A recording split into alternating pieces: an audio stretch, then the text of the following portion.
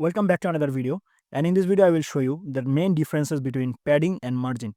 So let me type here HTML and it will create a basic structure for me, and here I will say let me just add a div, and inside the div I will create one more div. So I will say here div, and let's say this is our first div, so let me give it a class here div1, and for this div I will set a class div2. This is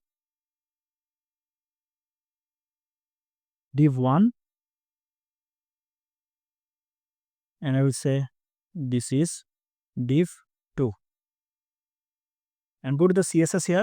So we have to access the CSS here, so I will link it under the title. I will say here link, and in the reference section I will set the reference to custom.css.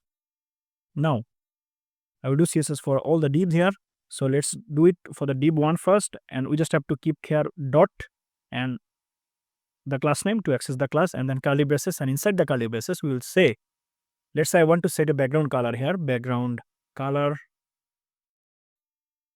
is red, let's say, and for the div2 I will say background color is green. Okay, if I go to the browser and open it, here you can see we have two div. This div2 is inside the div1, so let me show here. Let me set here width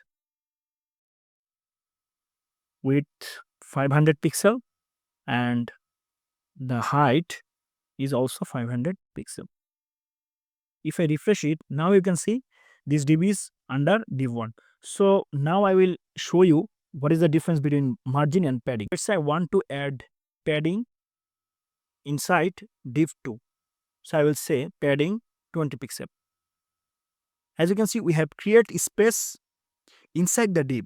So by using padding, you can create space in between the div or in between the element, right? When I said, let's say here margin 20 pixel, so now look what happened. If I refresh here, then you can see the whole div actually create space outside of this div. So margin is basically used for create space outside the element, and padding is used for to create space inside the element.